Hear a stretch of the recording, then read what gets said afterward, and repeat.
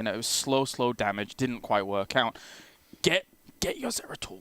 Get yourself get yourself some of those globals, you know. Make those same attacks and attempts that you did in that first game, but make them with that kind of punch behind them. It would work out, I think. All right, well, game 2. Let's check out the draft here. Remember, we will be going to Sky Temple. The ban phase begins for our 2 teams. Now, let's see if Trick elected to get the first pick or if they actually were the ones to pick the battleground. We will see here in 1 second. Yeah. Expert currently up 1-0 in the series. And you talk about Zeratul, you talk about Illidan. Are they first pick worthy, though? It feels like there's so many counters available. Tricky Sport did elect to go for the first pick, by the way. So they will be banning out ETC, and now this puts the pressure on Expert to ban out what they would not like to play against. We've been seeing Tassadar throughout the last few games, no matter what, when Expert has to ban. It seems that the ETC ban for them is something that's cool, because again, they are targeting Bad Benny, but then Expert responded in kind in the previous game by getting that Muradin in first rotation instead. So it's cool to see. Tassadar looks like to be the ban here. I want that to be the hashtag for today. Not only HGC for Europe, but also hashtag get 'em. Just that's our hashtag for today, because there's a lot of that going to be going around, I feel, today, with the potential for aggression here. There's our Dahaka again. Not surprised in the slightest. Yeah, Tricky Sport, I feel like they're a team that when they find something they want to start out with, they're going to stick with that plan no matter what. Even if it doesn't work all the way up into Game 3. And Dahaka is the hero that they just feel like is one of the stronger ones in the meta right now. So if they have the chance to pick him up in the first couple picks, we should expect that almost every single time now. All right, so they went Rehgar Muradin previously in the first 2 picks for Dragonshire. A little bit of a different map, of course. So I would still like to see a prioritization onto Ragnaros on the global, maybe. Yeah. But then that does kind of enter that scary territory of they're going to take a support, then they're probably going to ban a support. So you do have to consider those things as well. Also, something else to note is that when Expert noticed that the second draft was going towards Medivh and bans when they were facing off against Diamond Skin, they started picking up Medivh earlier in the draft. True. So that it's something that could be a hero that we get picked up here. I mean, you watched it. The team, when they have Medivh, just know how to flow and destroy a battleground. There it is. So Ragnaros and Medivh being elected in here for Experts. We hit those nails on the head, my friend. You got the Medivh. I'm always about that Ragnaros. Yeah, can we just leave now before we mess up a draft pick again? Hashtag get him. Just get him. Just get him. Get those heroes. So looking over at Trick eSport, automatically you have to start thinking about things of how are we going to deal with this Medivh? How are we going to handle the pressure that's coming our way? What tanks are scary to come through a portal? Diablo makes sense. Muradin makes sense. On heroes that if they walk through the portal and they still have their abilities up, you are frightened as a team. I want Zeratul in here. What do you think?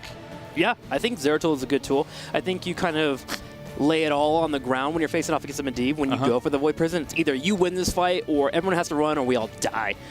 So if they want to go for Zeratul and we know that Thurno can be on top of it, I could see it working out heavily. It's all about landing that timing. First off, you want to hit the Void Prison right after the Force of Will expires, whenever it's been used, especially on the back line, or you hit Medivh and then you focus down on target.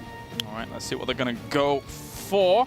I wouldn't mind, again, them picking up one of their supports in this rotation as well. Jaina and Zeratul. There it is. Cool. Combo. And Expert's still in a good spot. They haven't taken Malfurion here.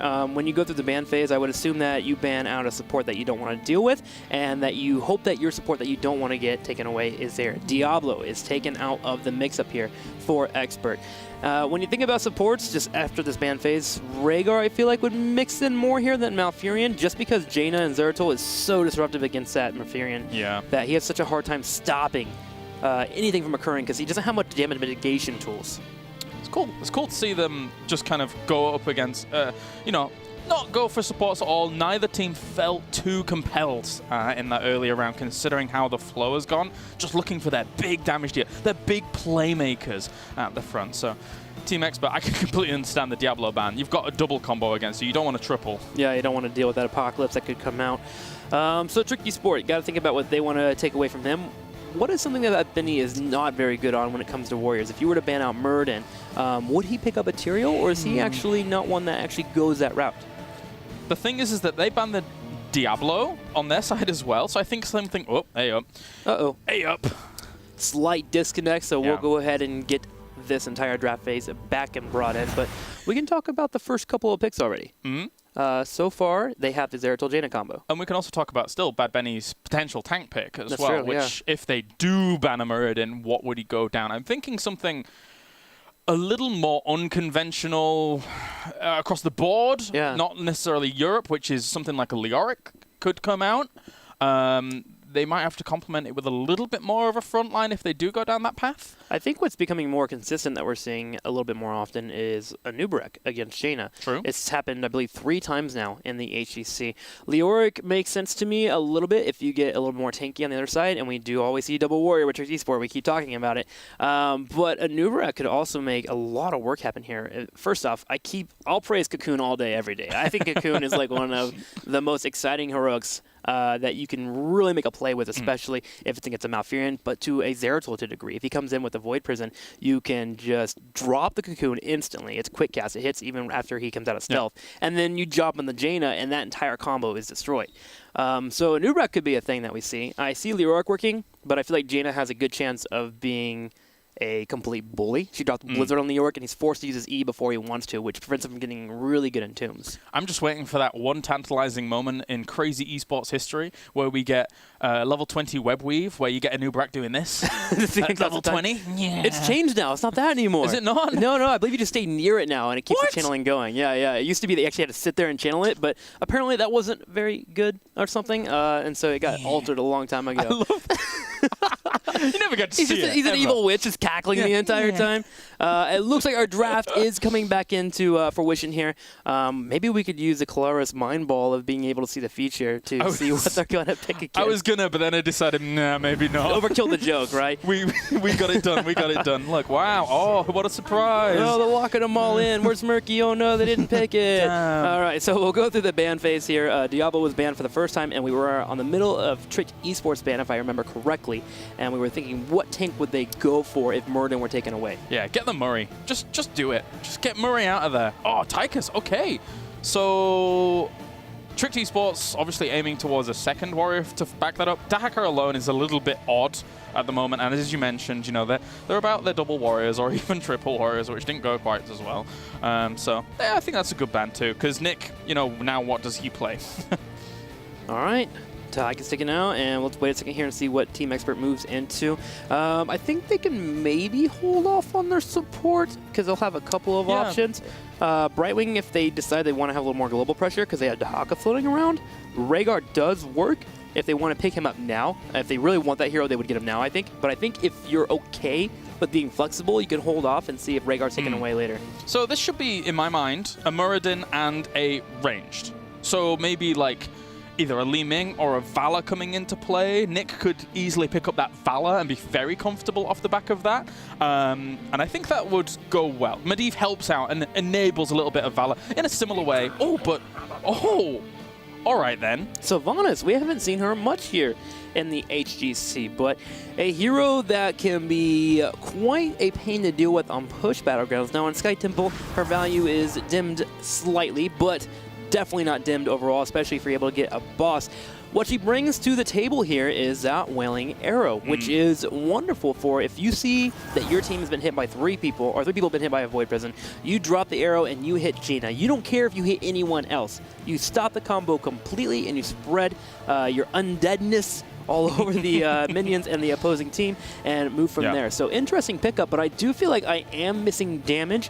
Granted, Medivh can be a pain when he gets Master's Touch done, but I'm not sure what they're going to go for in terms of a warrior. So if they did ever want Muradin, this is kind of why I thought they might come in the previous picks, because there was no way they were going to let it go if it was gone. So, warrior. And the thing is, it's expert, so you can't sit here and think of a standard play, right? You say that, but it might just be Johanna. Yeah, Johanna would... Do they need Johanna? I mean, she gets you engaged with the portal. You usually pick Johanna nowadays because it's wave clear and you want Blessed Shield, right? Yeah. Everything else she does is kind of like, all right, it's all right. You get in their face, but usually you can be ignored. But I feel like they have the wave clear. They have Ragnar set up already. They have Sylvanas. They have Brightwing that can soak, and for the most part, Brightwing deals with lanes relatively well. I'm on the Nubrek and the Leoric train if you're talking warriors here. I think I'd like Leoric. My mind is like arguing with itself. Well, with Leoric, you get the Sulfuris, on with the Entomb. So you get a pickoff. The problem is Ice Block becomes Jaina's available at 13 from Malfurion. Jaina becomes a pain at 20 with her own Ice Block. Zeratul can blink out. Dahaka has the Burrow. So there it is. A Nubrak is going to be the choice. All right. That's a thin front line. That it is. But they are Team Expert, and they do have arguably the best Medivh in the Western scene. They do have the team fights. It seems like their main goal here is, all right, don't let a combo hit. We'll be okay, guys. We're obviously very strong. We had a great game one. We're playing crisp. We're feeling ourselves, man. We're a team that comes in and dominates. So while their front line is a little bit on the squishy side, it should be A-okay. In terms of actual auto attacks to kill off a Nubrak, there isn't much here. There's Zeratul, but Zeratul's trickery in fights is mostly because he has so much movement that it can be a pain. But he's not going to be sitting there actually just beating up on a Nubrak. So a Nubrak, while kind of lackluster when it comes to being tanky, with the opposing team having the heroes they have, I see him actually doing very well. Composition-wise, this is for me, if I was to not look at the team names at all and just look at compositions, I would say Tricked Esports should be in a really good spot here. Definitely a better spot than we saw them in game number 1. Yeah. So this is a great opportunity for them to tie up the series. I think I agree with that, especially with Muradin being in there. Muradin can go for a damage build here, because again, you mentioned the front line being so weak. Now Muradin has a playground to use Skullcracker, give him the axe. Man, I would even tinker with Haymaker a little bit here, to be honest with you. Just being able to knock someone back and go full crazy. All right, off-meta trick. I know, man. I'm going to go to my corner here and stop talking for the rest of the day. But, you know, there's some stuff here that could really happen. I think I agree with you. The comp for Tricked Esports looks great, but the way Expert is playing, I just see something magical happening here. Let's see how the magic will shake out as we move into game number 2 here on Sky Temple. Tricked Esports taking on Team Expert. Okay, Sky Temple. A map that Team Expert did not get to play in their first series, so this is what we're going to see from them. And to the left-hand side, we do have ADRD playing that Medivh, of course. Bad Benny going to be on the Anubarak. We have Blade playing that Ragnaros. We will have Curson playing Brightwing. And finally, we will have Nick on the Sylvanas. And to the far right, in the red, we have Rimmer on Dahaka, Nape on Malfurion Eternal, showing off his Zeratul play. We'll keep an eye on that guy because he has been a beast on that hero. Here on the bottom right, Crosby on Jaina. Love the Snowflake edition, by the way. And the very top, there is our Muradin player, Alex the Progi. Most likely going to be there showing off his Stormbolts. I'm very glad we've got to get Eternal on towards the Zeratul. By far one of his best heroes here in the HGC Europe. So it's kind of liberating being able to see him play on his star hero, right? You could just go, all right, listen, we got beat up. We're down 1-0. Let's play what you are comfortable with and what you shine on. And it's great to see teams always get behind their star players. ADRD, Nick, and Curson will start the push in the top lane, and this is something that you have to take very seriously. We haven't seen Sylvanas much in the HGC, but whenever she jumps into the game, the story for the first couple of minutes is always about Sylvanas.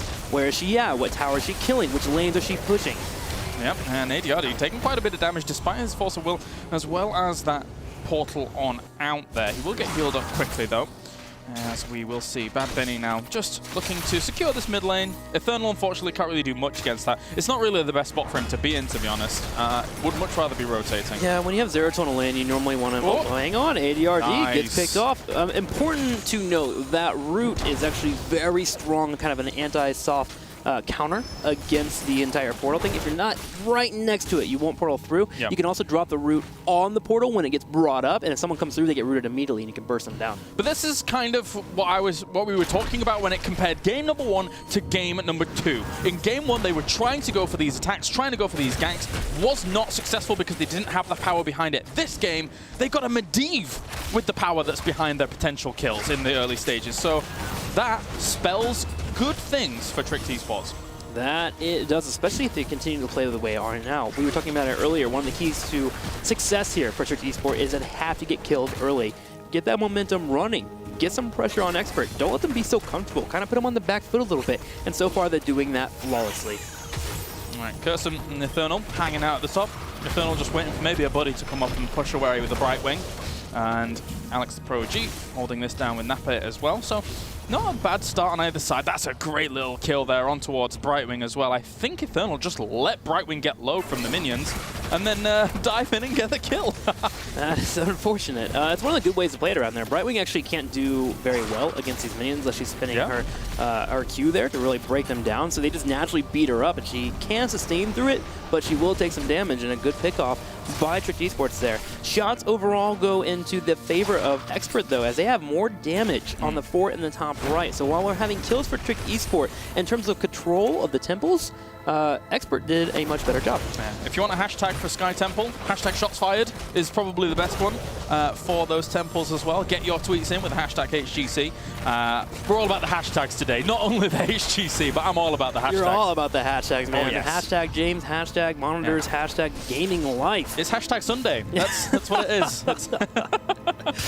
Okay, so Trick Esport a little bit ahead here, moving towards level 7. Dahaka actually has free push in the top lane, which is great, while there's a bit of a scuffle happening down here in the bottom lane. 4 people moving into the fight. One of the things about the Giants is actually the cool little mini game of the tug of war when both teams grab the Giants.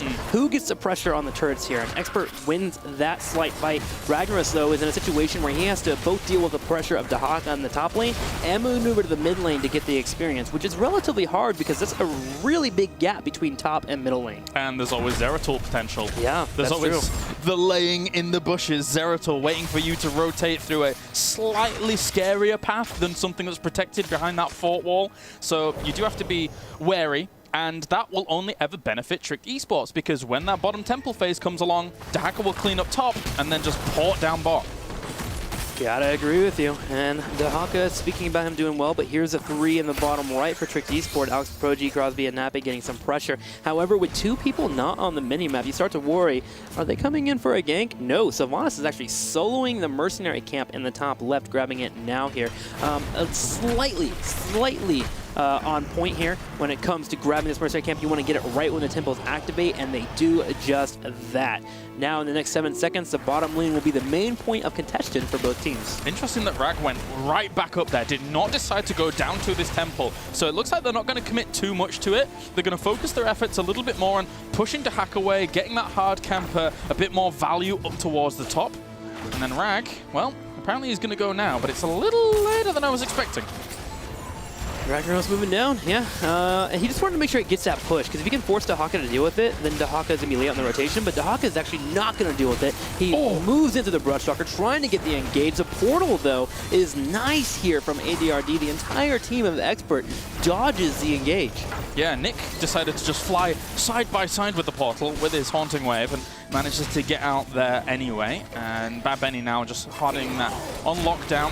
That fort up to the top will go down very quickly here. Molten Core has been used, so he's laying a little bit of fire on towards that location. But that fort falling at the top is good for Team Expert. They had to catch up in some experience, and this means that a potential fight that breaks out here soon-ish won't be too bad in terms of that 10-10 race. Yeah, the gamble that Dahaka went for there just did not pay off. Dahaka, when he came in, wanted to get an isolation, pick up a team fight so they get the temple, but the pressure hurts too much. The tower taking damage as well at the same time, and Team Expert is doing a bit of a better job, it seems like, when it comes to the objectives. Oh god, this is almost perfectly timed out for Team Expert. They took a tower here, which gave them some experience. Likewise, they're going to take another one. If they get that, they will hit to level 10 just a smidge faster. The hard camp up to the top not only took the fort, but also took a tower, and they at exactly the same time. It was so close. Because if they hadn't have done, Trick Esports could have just turned around and waxed them one.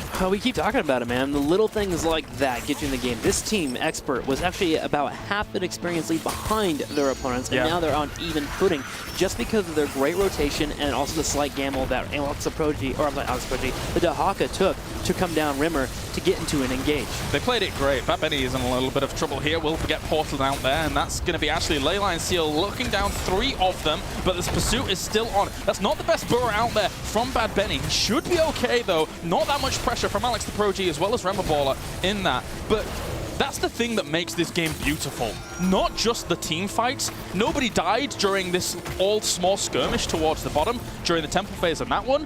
But even just the control of experience, the rotations like you're mentioning, these little things can add up to make a beautiful game of Heroes of the Storm. That's where strategy comes in, and Expert right now, their strategy is to hold down the objectives while Trick Esport wants to get these fights, and they're just not quite coming to fruition. The portals have been hurting. What? He went Cocoon! Did he go Cocoon? You didn't see. This is the best day of my life. Oh my god. Oh my gosh. He did it. So things to note. First off, Cocoon great against Malfurion because of Tranquility. Hang on here. Eternal is getting a trade here with Blade. Twilight Blade, Dream, though, though, will mate. push him away. It's whatever. Twilight Dream like. But still, Tranquility would have been stopped there. But the Cocoon is great for just disrupting a fight, the flow of battle. But also, if you take a support out, they have a really hard time band-aiding mistakes. Yes. Do you know what for me stands out? Is that it will be great for interrupting any wombo potential. Zeratul comes in, unless he's getting an Uberak, if he has to kind of aim for him, then Cocoon will come out on towards Jaina. They're like, ha ha ha ha, sorry Jaina. A Uberak is effectively right now a speed bump in the plans of Trick's eSport. Yes. That's all he has to do. Slow them down enough so they stop going 40 miles an hour and go down to 15 miles an hour. And that's where Expert can get to a scenario where they get into a fight and then take it over if they get isolation on somebody because of the Cocoon. Now we'll see how it shakes out as again another temple has spawned here in the middle of the map. We have a little bit of pressure once again occurring as Team Expert continues to do what they've been doing. Hold the temples. Now that I think about it, the Void Prism kind of has to be perfect because there's Cocoon, there's Leyline Seal, there's Wailing Arrow to interrupt a lot of the potential for Wombo here.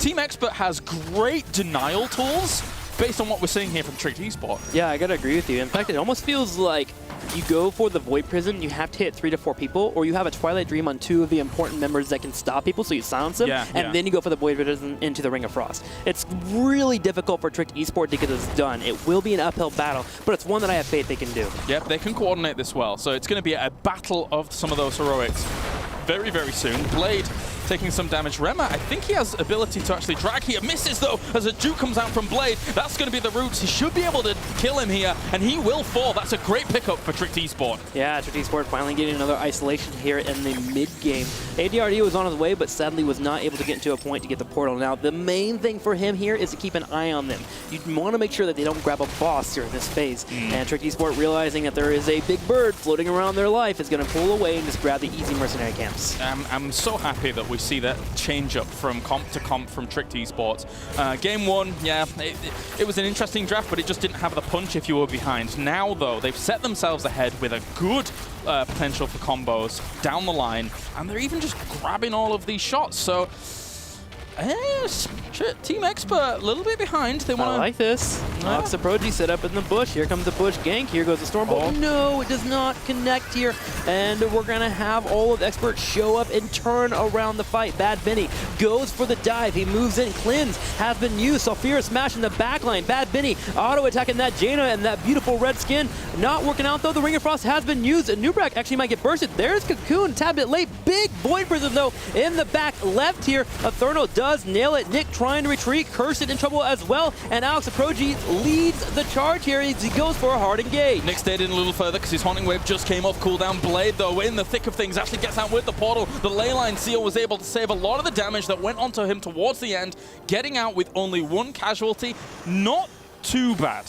Not too bad. Again, only losing 1 member. I kind of feel like Bad Benny's engage was great, but I wanted to see the Cocoon much earlier, especially on Malfurion. Malfurion kept Jaina alive. He would have had that isolated kill without any problems, especially because Trick eSport went so aggressive on the other 4 members. And that was one of the major reasons why they did lose that fight overall. But great back and forth so far for Trick eSport and Expert. It goes to show the volatility in some of Team Expert's composition. The fact that it's only an Uberak to actually dive that far into the backline, unless Medivh feels comfortable, unless he's going to be throwing portals for, say, someone like Ragnaros to get in the thick of things as well.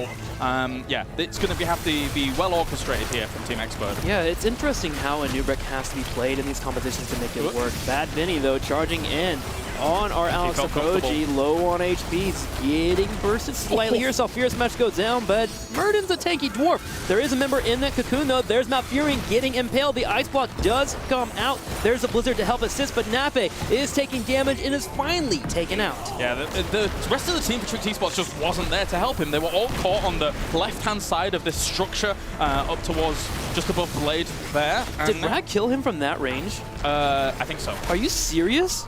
Dude, that needs to be nerfed. Molten Core kills are the most fun thing. Getting kills from all the way over there. Nice pick off. 2 members fall off for Tricked eSport, and now Team eXpert seizes the day. They pull back, grab the boss. They have a portal here. One, not for actual jumping into, but for the vision, just to see if anyone's coming. Nice use there of the portal.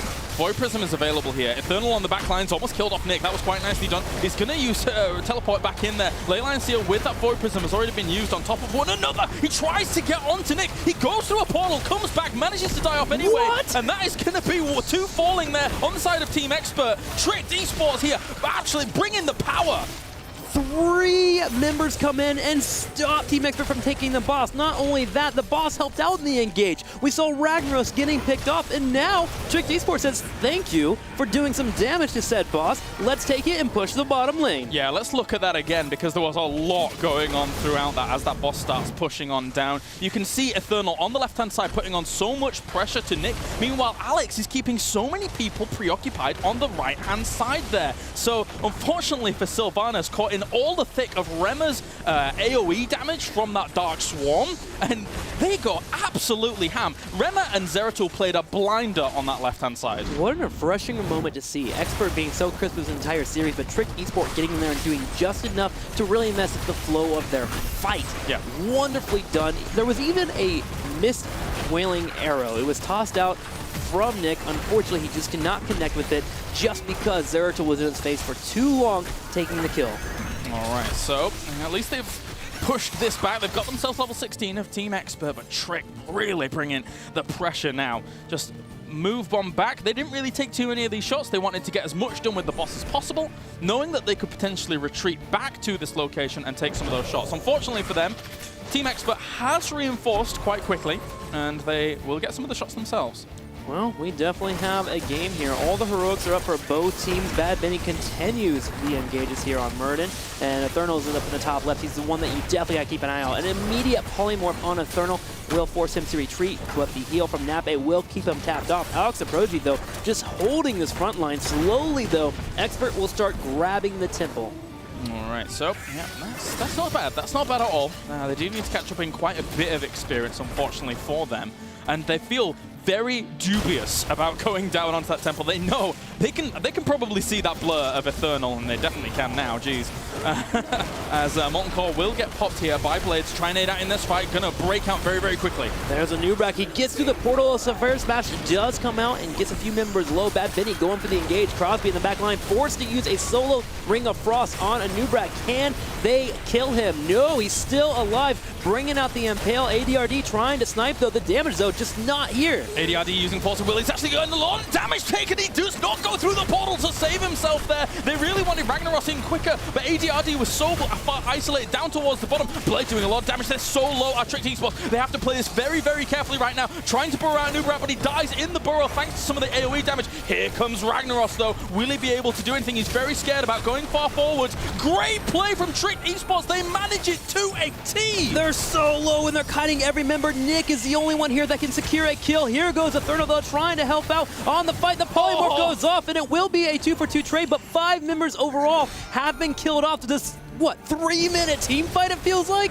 Oh, let's check it out. Let's check it out, because there was so much once again going on in that fight. I'm pretty sure that they could have pushed on for some structure damage there, but let's take a look at it once again there, because that was all over the place. So Medivh actually died off there towards the bottom. If he'd have been a little bit higher up, he could have portaled in Ragnaros to be in the fight a little bit earlier on. Imagine, look how low they are. Imagine Ragnaros being in the fight after Molten Core a little bit early. Unfortunately, it doesn't quite go their way, but look how well Tricked eSports just spreads themselves, avoids damage, rotates members in and out to just spread as much damage as possible, and barely die off at all. Yeah, just barely died out. I do want to note that Expert did walk away with the last few shots there, so nice job grabbing that. But the Void Prism from Eternal was actually pivotal for winning that entire team fight. Blade was by himself on the left, Bad Benny was on the right. They took all 4 members and focused Bad Benny, and then Sylvanas and Brightwing were dealt with later on. So small key moments throughout that entire fight. It's just a pleasure to witness those type of fights. They're doing a great job at Trick eSport, actually, of shutting down ADRD on a lot of Medivh. A lot of times when you watch teams going up against Team Expert and you see Medivh, he just has tons of room. Don't give him that much room. Get those roots on him. Keep killing him off. Don't let him go through those portals and escape, because if he escapes, he's going to cause so many thorns in your side later on when those shields keep coming up and all that maneuverability is available. Yeah, gotta agree with you. Control the entrance and the exits of the portals and make sure to time out those force of wheels. You have 5 seconds between them popping up again.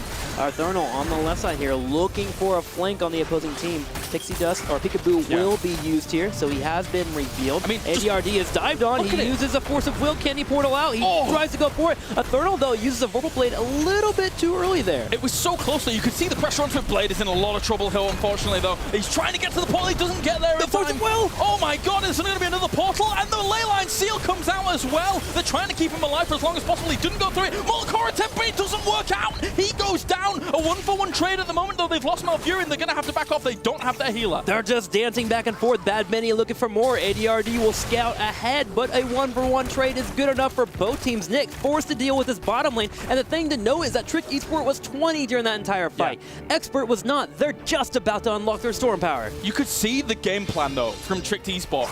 At the very beginning of that fight, I wanted to point out how much they were prioritizing trying to get on ADRD. He barely escaped with a slither of health.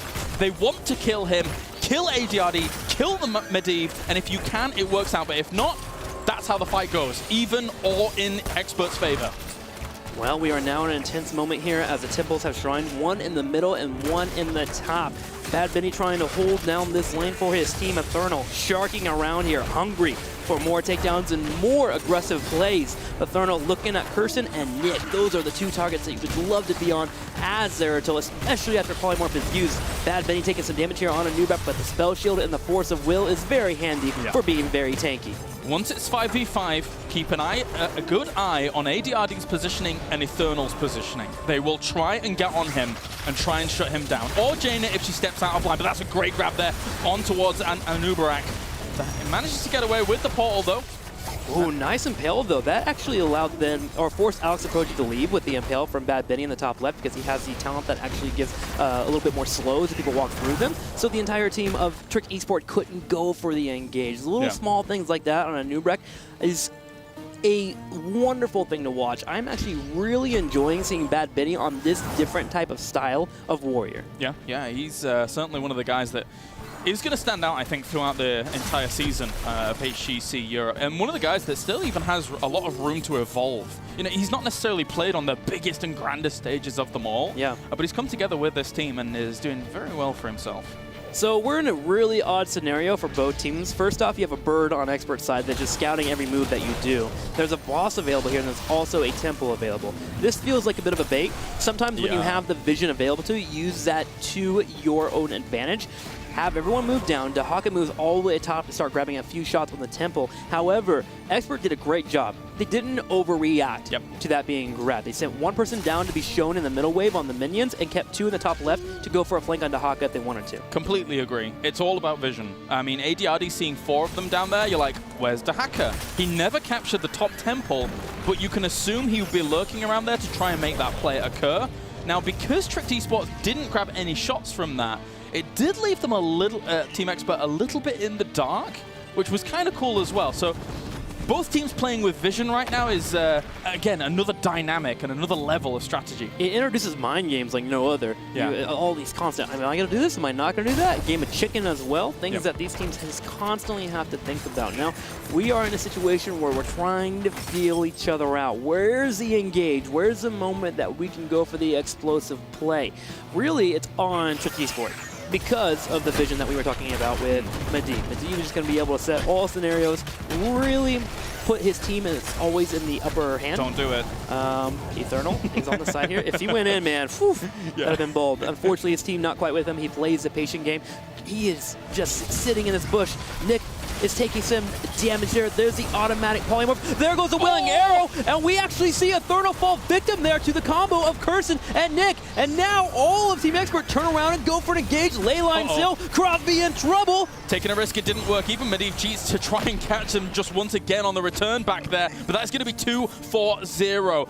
Eternal took a big risk. It didn't pay off, and in fact, it really hurt the position that we're seeing here of Tricked eSport. They could lose just off that. They could. Team Expert moves down to the boss. Now, there is one thing different from the last boss call. There is no Zeratul, which means the squishies in the back line, as long as they position appropriately, should be fine. However, Tricked eSports needs to deny this. They have to get in their range here, especially Blade. But the thing is, Blade never is actually not going to mind if he gets stunned. Resilient Flame is fantastic in this scenario. Yeah, it definitely is. There's no way Tricked eSport can contest that. They just needed to slow it down by seconds. Anything that you can do to get your teammates up for when you receive that boss over at the keep. The hard camp's been pushing actually towards the Tomp as well, which they will have to clean up. But by the time they've cleaned up, they can get down there, try and deal with that boss. But if they get on towards his keep before the boss even gets there, that could be game.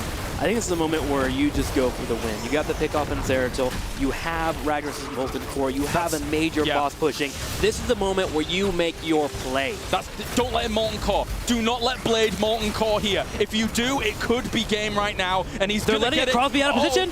He gets stunned there immediately by Bad Benny. The cleanse comes out. There goes the Cocoon on the back right. Nappe working it down, but he gets stunned by the boss as well. The follow-up with the Runic Blast. The Ice Block is forced to be used. Alex Aproji, though, on the back line for Nick, and there's the takedown on Malfurion. Sophia Smash finishes him off very quickly. Portals up as well, giving Expert a good chance here to be mobile across these two locations. Great little Ice Block out of Brightwing. Will blink away. The boss is so healthy, though. Tricked eSports. Madeem cheats the Leyline Seal into the Void Prison. The boss on the core. Kyle Lawrence, they're moving for it. Blade brings in the massive hammer for more damage on Rimmer. We also have Eternal trying to go for a couple kills. The core, though, finally falls victim, and Expert will go up 2-0 in this series. Oh, what a finish.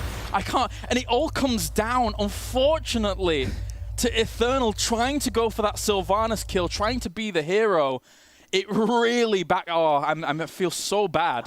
To be fair, you have to make that play there. You have a boss pushing your way. You have Ragnaros with Molten Core destroying everything around the area. At some point, as Zeratul, you have to do something for your team, right? And I can totally understand that mentality of just get on that back line and kill someone. It did not work out, but the series was much closer, it felt like, here in game number 2 for Tricked eSports. This team has talent. They certainly do.